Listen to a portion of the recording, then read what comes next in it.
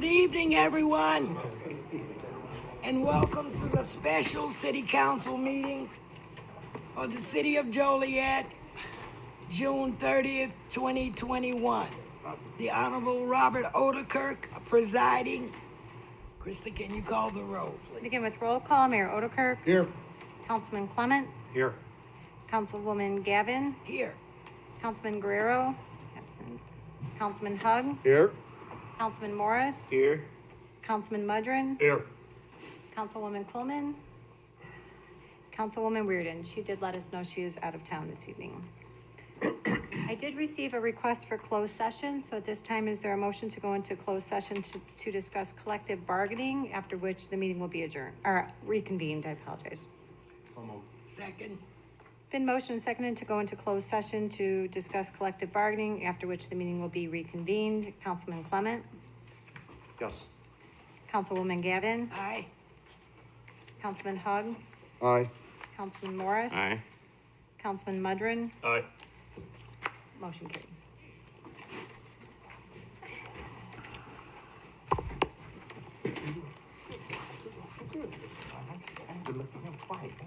Sit next to the man. You're falling in love, aren't you?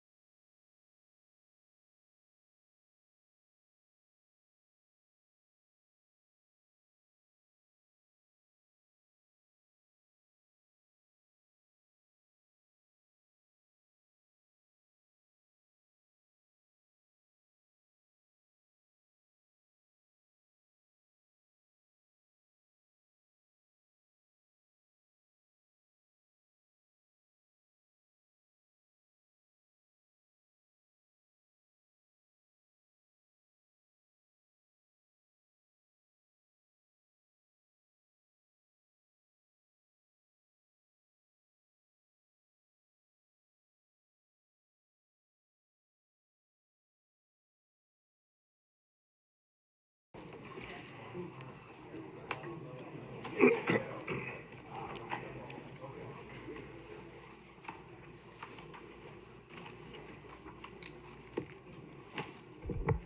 let the record show that the city council meeting is reconvening at 4:56 PM. We'll start with roll call. Mayor Odekirk, Here. Councilman Clement, Here. Councilwoman Gavin, Here.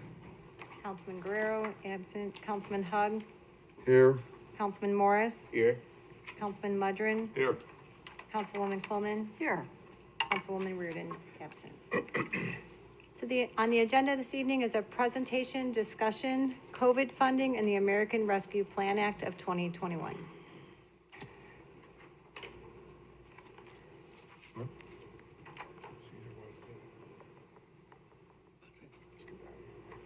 I just have a quick question, Mayor. Yeah, Councilman Guerrero called this meeting. Is he ill or something? I haven't heard from him. I don't know why he's not here. Okay, just wondered.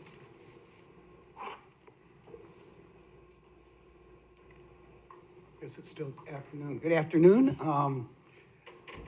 I have a presentation here about the American Rescue Plan. Before I start, I'd like to thank the Government Finance Officers Association for letting me use their slides. Quite frankly, this is about 1/3 of the total slides that they had, but some of the stuff they had, we don't need to go because we already got our money, so I don't need to teach you how to get the money. So the GFOA says, first, has some principles. Basically, this says to remember that this is one-time money. We're gonna get 11.1 million this year, which we have already received, and we're gonna get 11.1 million next year. So they said be, especially the point two, be considered temporary, and additional budget restraints may be necessary in the future. Local jurisdictions should be aware of the state level ARPA efforts, and they point out that we can have partners with other regional partners. Take time to be careful, use it for one-time stuff. The ARPA funding spread over a period of through December 31st, 2024, and take adequate time to consider all alternatives. I'll briefly go over this, but get more detail lately. There are 4 categories that we can use. The first category is to respond to a health emergency. The second is to pay essential workers. The third is to replace locally lost revenue because of COVID. And the fourth is investment in infrastructure, in particular water, sewer, and broadband. The period where we must spend the money is March 1st, 2021 through December 31st, 2026. However, it has to be committed by December 31st, 2024. So you could, for example, sign an infrastructure contract in November of 24 that would go, but you have to spend it before December 31st, 2026. You cannot spend it on pensions. We don't care about states and territories. And you can't use this money for other grants at the federal level. If you have a local match, you cannot use this money to get other money and use this as a local match. Our eligible expenditures, here's the 4 categories. I just briefly said that. So let's look at the first category, COVID-19 negative economic impact. Eligible uses, you can see on the left there, they say the use and then they give you some examples. So you can use it for containing COVID-19, vaccines, capital investment in public facilities. The second is behavioral health care needs. You can use it for mental health, crisis intervention, and to promote access to social services. The third is payroll benefits for public health, safety, human services employees. Basically, this is what we've been calling essential employees. You can use that to give premium pay. You can use it to give it to impacted industries. The most industries they point out are tourism, travel, and hospitality. The other is to rebuild public sector capacity to pre-pandemic levels. Now, this is an area that does affect the city. As you can see on the right, payroll benefits. We removed 26 positions from this budget. We left the positions in, but we did not budget it. You can use it for small business support, or you can use it for the hardest hit communities. Basically, you can give the money away. Premium pay for eligible workers, that can be used retroactively. You can use it for any employee that we designate as essential. And they also say you can give it to people that we've contracted who would be essential workers. This is for government services lost to the extent of the loss of revenue. I will say at this point that the federal government simplified how we compute this, sarcastically. They give us this graph, and so this mainly affected me. How do you go and figure how we lost revenue? You have to take out several things of your revenue, transfers from the feds, of course, that's a COVID money, you don't leave that in. Intergovernmental transfers, that would be a transfer from the water and sewer fund to the general fund. Revenues from water, electric, gas, and public mass transit. What I thought kind of funny was they put water in there, but they did not put sewer. So you have to leave the sewer money that you got in there. Refunds, we did not have any. Proceeds from the issuance of debt, we didn't have any of that. And liquor store revenues, we don't have any of that. What is in? Everything that's not listed above. So they gave me a process to figure out, did we lose revenue from COVID? What we had to do is take our base year. The last year we had with no COVID in it, and that was 2019 for us. Then you have to compute your revenue growth for the previous 3 years. And if it's not greater than 4.1%, you increase your 2019 base year revenue by 4.1%. And you have to do this calculation as December 31st, and then you compare your revenue from 2019 to computed 2020 revenue.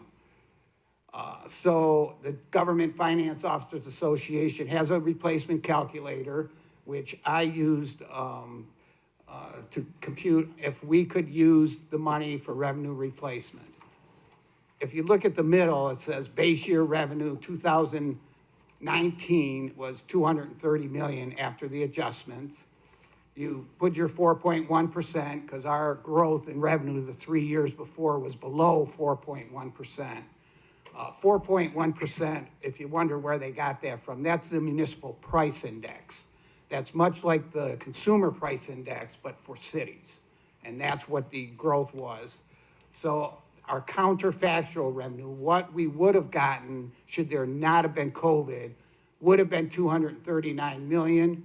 Our actual revenue, and I will say that this is unaudited, but I'm quite confident that this is within 1% of what it's gonna end up being, is 225 million.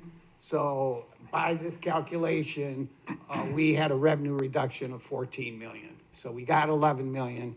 So we can replace any municipal service because we became below what they call the counterfactual revenue. Simplified, eh? So what government services can I spend it on? You know, anything, pay as you go, capital projects, you can start a project and fund it with other sources. The main thing the law points out is you cannot spend it on principal and interest of debt, and you cannot spend it on reserves or rainy day funds. The theory, the spirit of the law was they want to spend that money to, spur the economy to get back to post or pre-COVID days.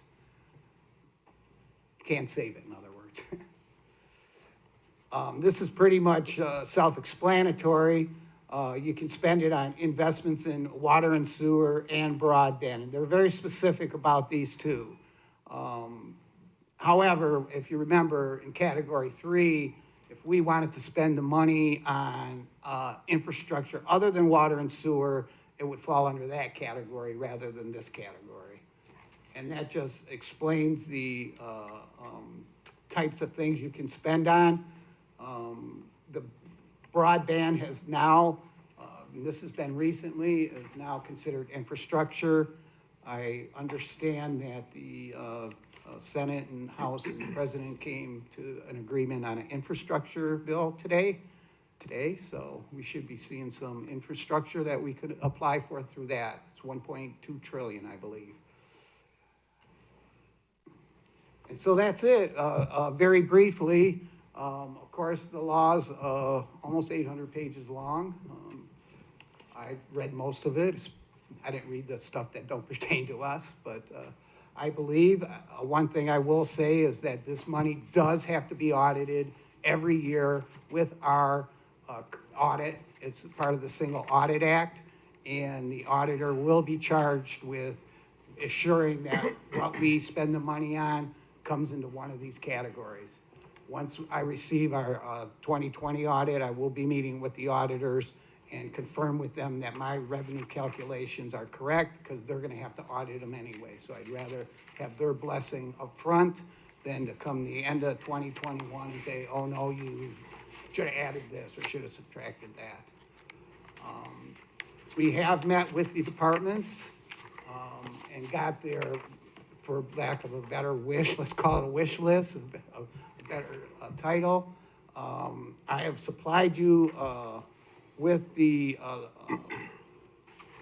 I gave you another copy because this is minuscule on the PowerPoint, but you can see there's a list there. And that's for your consideration and your deliberation. There are some duplicates in there. Some departments ask for the same thing as other departments, some in the building area, and some, if you see the top, that was the annual cost. This is annual cost, not the cost for all 3 years. If you remember, we left out 26 positions, and that would be a cost of over $4 million. But the fire department also has 7 positions in there that are part of that. So that is a duplicate. So the total wish was almost 26 million from the departments. I would suspect that we wouldn't do all this. Body cameras are in there, and some building maintenance that we have foregone is probably the largest category in there. So that's it in a nutshell. If you have any questions, I'll be glad to answer them. Yeah, thanks, Chip. I have a couple. When you talked about the auditors, are these federal auditors that are gonna be monitoring the money, reporting back to the federal agencies what we're doing? It will be Wormer Rogers will be the auditors. My department has to make a quarterly report to the feds. And then that is part of our single audit, which is what we report annually to the feds. And that will be part of it. Okay. And well, I guess what federal agency would determine whether us or any other city is doing the right thing with the money?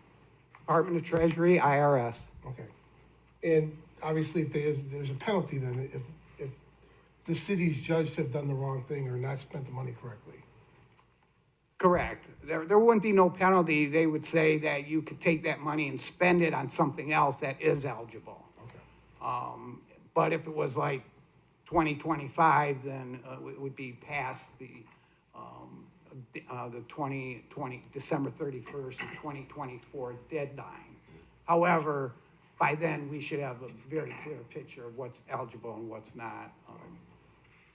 Agreed. Now, I think, just a comment, it's probably, I think the thing we all should consider, we don't even have to make a commitment until December 31st of 2024. It's 2.5 years away. And I would imagine that was, the bill was presented this way because the federal legislators realize that we're not out of COVID yet, and we don't really know what the lasting effects are gonna be to the local economy or to city government. So I know we call this meeting, it's always good to have a conversation, but in my opinion, it's really premature to talk about spending money that we don't even have to make a commitment on for 2.5 years. I think we need to wait and see where we end up at the end of this year. I know we lost $10 million in riverboat revenue last year. The boats obviously have not been operating at full tilt all year, so we're gonna lose money again this year. That's just one column, but that was the biggest one. So I do think maybe, and I know none of us here called the meeting, but I think we have to slow it down a little bit and see what the city's finances are and what the needs are gonna be coming out of this. That's my opinion. Any questions or comments?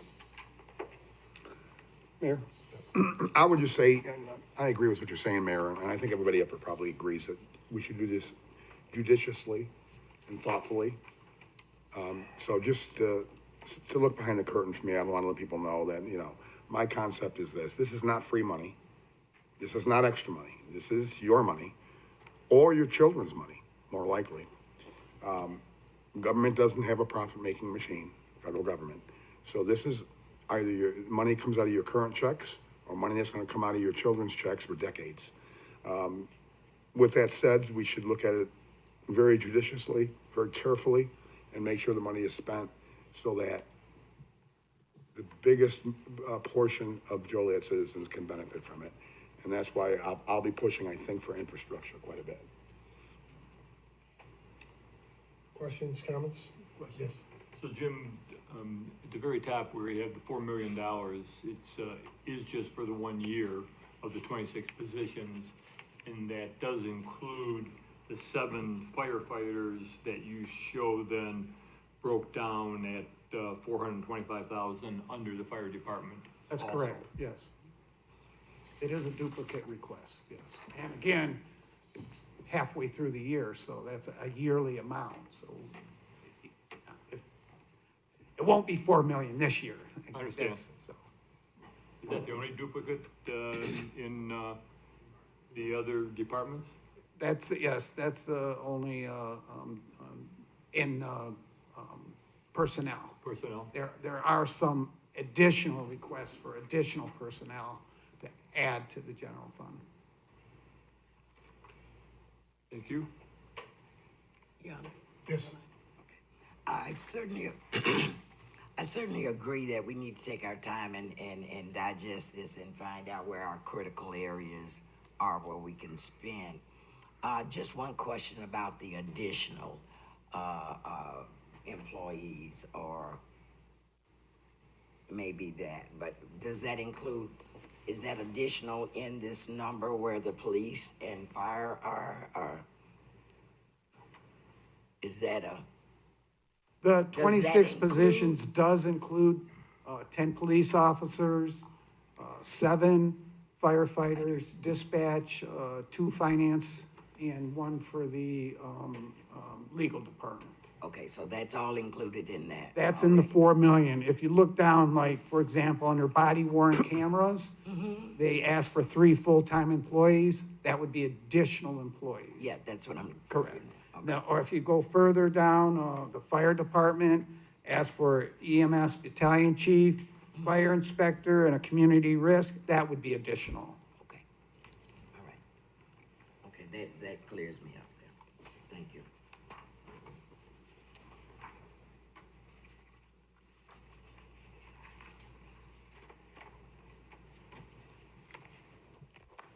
Any other questions?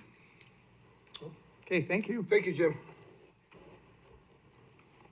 So I know that there's no agenda. Do you want to have an open discussion amongst us or citizens to be heard? How do you want to, Well, I think that if you're not prepared to come to any conclusion, and we don't know what exactly amounts of money, if any, will be given to any other outside agencies besides to replace the revenue that the city lost to spend on making this unit of government whole. It's clearly up to you, Mayor. Of course, you can talk about it, but I would like to make sure that we keep it you know, COVID-centric and not just, if you do wish to open it. But it's your meeting as always, Mayor, so whatever you'd like to do. Yeah, you know what, Your Honor, I would love to hear from the community, those who want to present to us any proposals or anything like that that you may have, so we are aware as we begin to digest this. So if it's all right with you, Sure. Mayor, can we have people come up Mayor? and? Yes, Yeah, that's fine. They're here and they certainly want to speak and they should have the right to speak. I would point out, ahead of time that simple math is that of the $2.2 million, according to the government, federal government's own guidelines and formulas, 14 million is, a little over 14 million is revenue replacement for essential services and infrastructure for city revenues. Doesn't leave a lot after that. And I would also encourage people, even if they speak tonight, to put their requests or suggestions in writing to all 9 members of the council and maybe the city manager. They could probably send it to the city clerk, who could then disperse it amongst us. I'd love to have something like that in writing, yeah.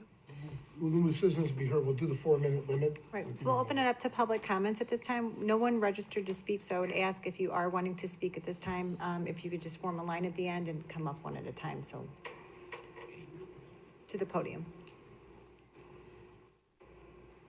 And you identify yourself, your name and address when you approach, please. My name is Alan Oder. I live at 311 North Ottawa, apartment 801. I heard Councilman Hugg speaking about infrastructure, and that's very important in our city.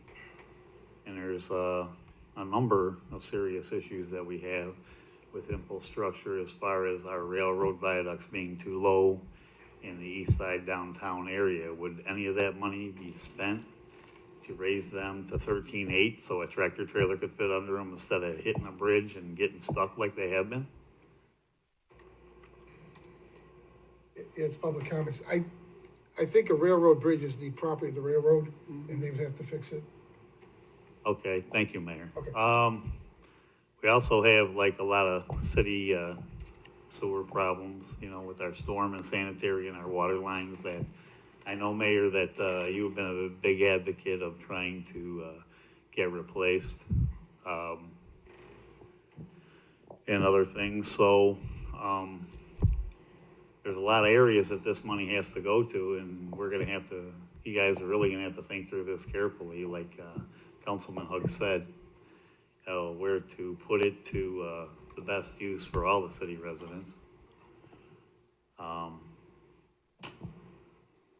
Thank you for your service and your time and what you'll be doing with this money. Thank you.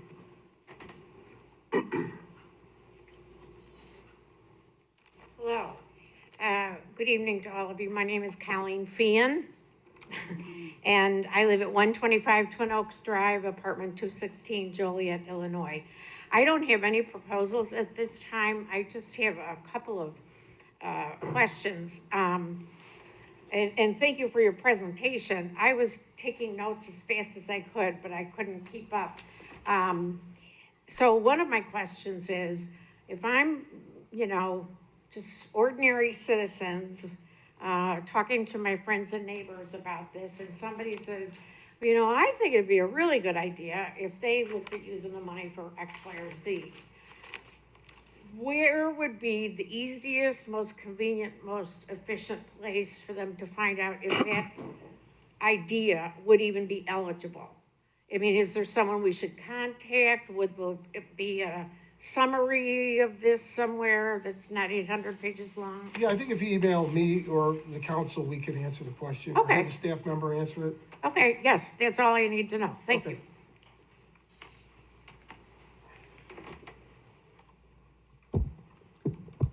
Good evening, Mayor, City Council. My name is Bob Filato, and I'm here tonight as Chairman of the Will County Metropolitan Exhibition and Auditorium Authority, commonly known as the Rialto Square Theater to most of the folks in this room. No surprise to any of you, COVID-19 has been very devastating to the Rialto.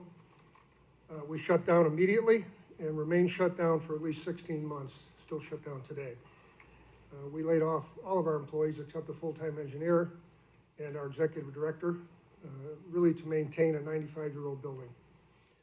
to support these two employees and the maintenance on this building, we virtually used all of our cash resources. And I've shared with you before when I presented last year that we had some one-time sources, and we have utilized those. So our challenge today is to secure the financial support needed to reopen, and reopen we will. Last year, as most of you know, the city of Joliet budgetarily approved $475,000 of financial support to the theater, and we're very thankful for that. However, as I stand here today, $237,500 remains unpaid almost a year later. The current year budget that was approved by you reduced the financial support by $100,000 this year to $375,000 with the belief that a raffle would be conducted and that perhaps that $100,000 would be available to us via the raffle. And as you all know, the raffle was called off and the $100,000 remains uncommitted and unpaid at this point. So the $337,500 we desperately need to reopen. I think some of you are aware that we are a governmental unit. We're not a private for-profit entity. So we are prohibited from requesting specific COVID relief funding. And when we talk to organizations, you know, they tell us to go through our local governmental agencies, and so we're talking to you tonight. We've had numerous meetings with the county, and I think at some point we probably need to come together and maybe get both organizations to assist us. As I thought through my comments tonight, I thought about maybe asking you to consider creating two buckets of COVID money. And in that first bucket, I would put the money that this group committed to organizations, not just the Rialto Square Theater, but other organizations as well, that remain unfunded from last year. And I don't know what those dollars are, but whatever those dollars are, if those could go into that bucket and those organizations get paid for the commitments that you've made to us, that would be wonderful. Whatever's in the other bucket, that's your problem, and I'm glad I'm not sitting in those chairs to make that decision. But that was one approach I thought about, and I would ask you to think about that.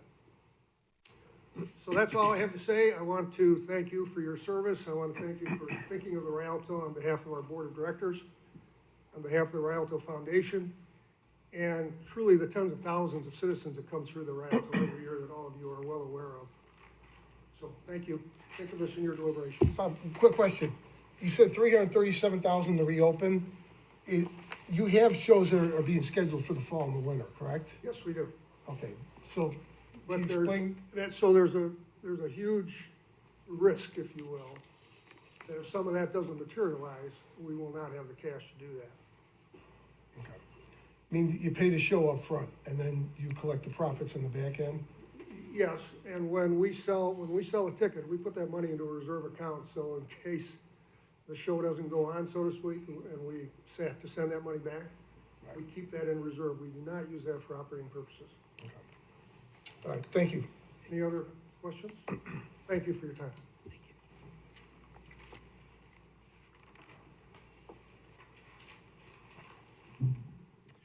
Good evening, Mayor and City Council. My name is Mike Payon, and I am here tonight on behalf of the Joliet Region Chamber of Commerce and Industry. I do have a prepared statement I'd like to share with you, and I do have copies that I can leave with the clerk, and would be happy to email you tomorrow as well. So I will read it.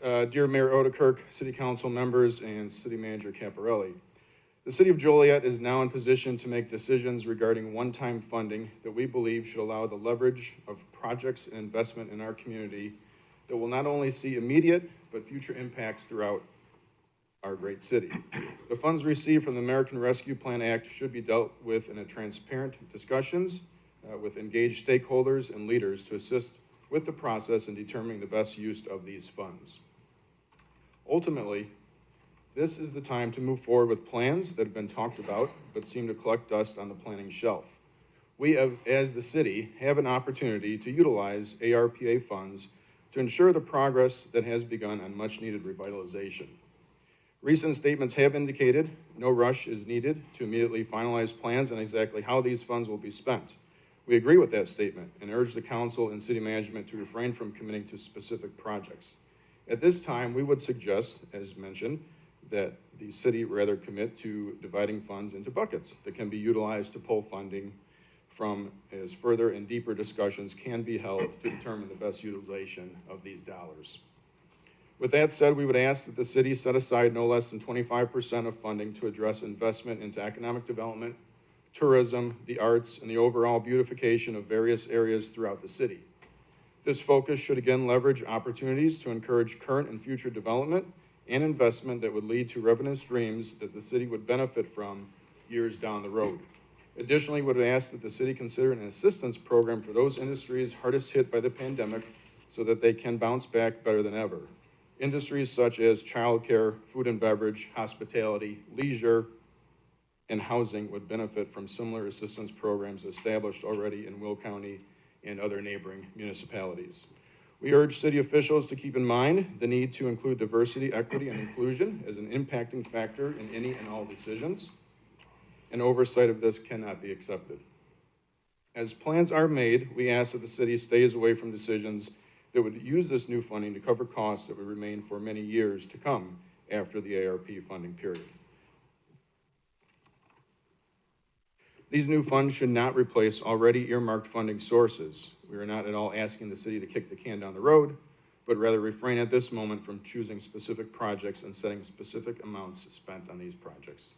Please consider how an investment in our community can strengthen the future of Joliet. Now is the time to move the needle on a number of shared visions. We collectively can unleash the full potential of this great city that has been talked about on numerous occasions. Let's seize the moment and make change happen rather than moving all of the funds to reserve with a number of plans that are stored on the shelf. Thank you for your time tonight. Thank you.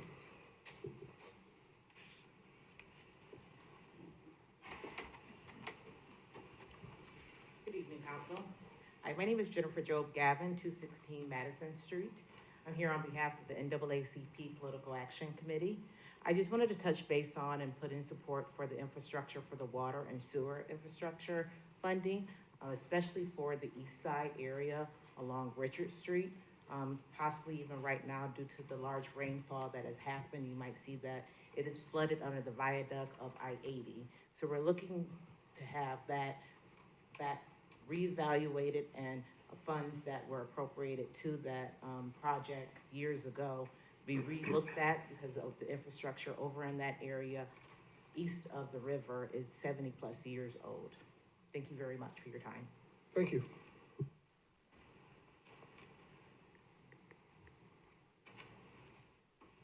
Good evening. Jerry Hervey, 2222 North Bargain Lane, Joliet, Illinois. So I'm listening to you and you said that you wanted to come up with something that everybody can benefit from. Like Ms. Gavin said, the infrastructure of the water and sewer is something that everybody can benefit from. Everybody lives in Joliet, everybody uses water, everybody uses sewer. So if you want everybody to benefit from it, it doesn't take a rocket scientist to figure out that you need to put that money towards water and sewer. Because every person in this room and every person outside of this room that live in Joliet will benefit from it. That's all I got. Thank you.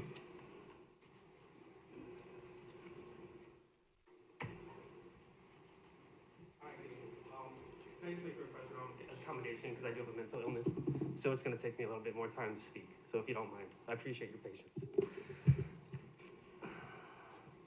I just want to start with reading something from right across the street over here. So it says, overlooking Joliet, home of the Potawatomi Indians. First explorers were Joliet and Marquette, 1673. First resident was Charles Reed, 1832. He became a Will County seat in 1836, and it was organized as a village in 1837. It was incorporated as a city in 1852. And Bicentennial Park was constructed in honor of our nation's 200th birthday in 1976. Joliet's Riverwalk Promenade built in 1993. We were known at one point as the City of Stone, the City of Steel, and the City of Champions. I look around today, my name is Mike Hettinger. I grew up in this town. I went to St. Pat's. I went the entire, I mean, it's closed down now. And I don't feel Joliet has that same stigma that it used to, according to this guy. looking around. I mean, a lot of it probably has to do with Corona and things, but I do not feel that that's here. I agree with what the community had to say, that 25% of it should be held toward education as well for these funds, for these people. And I believe that we need to have more of a community gathering and more of a community structure for this town. I currently feel that does not exist, based on the evidence that I have seen. I myself have walked out to numerous businesses throughout Joliet, as well as numerous community members, many of them unaware that this is even a possibility for them to change their lives, to change the community, and to change what can become, again, a city of champions that this once was. I believe we can. Mayor Derrick, you're a great guy. I've looked you up a lot. I believe your history, your service in the military, you're a really good guy, man. And I believe with your leadership, you can turn this town into something amazing. I trust you, and that's honestly, I hope to get more involved, and I believe that if we work together, we can make this town into something great. And that's all I want to say. All right, thank you.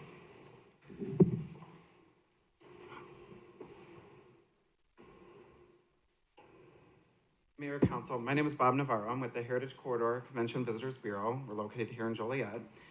We represent a 6-county area, but our biggest city is obviously Joliet. Some people have mentioned earlier the revenue losses, and I just want to recap them in a percent. So if we use 2019 as our benchmark, from 2019 to 2020, you experienced a 55% loss in gaming revenue, a 14% loss in hotel motel tax, a 17% loss in food and beverage tax, and a 100% loss in your amusement tax. Those are significant losses to the travel and tourism industry. Joliet has over 400 plus food establishments, 29 hotels, and 25 attractions. I'm here to encourage the elected officials and staff to appropriate ARPA funds to the travel, tourism, and hospitality industry. I'm here to encourage you to support the growing demand for the leisure industry, which is significant to Joliet. And I also want you to be competitive with your adjacent municipalities. We have requested funds from the county and from the state. We've already secured some state funding that have come from ARPA and our American Rescue Plan Act. And I know there's other communities, such as DuPage and Lake County, Chicago Southland, some other municipalities that are using their ARPA funds to help their travel tourism industry. So I'm encouraging you to plan for the return of international visitors to the Chicagoland area and Illinois Route 66 upcoming centennial in 2026.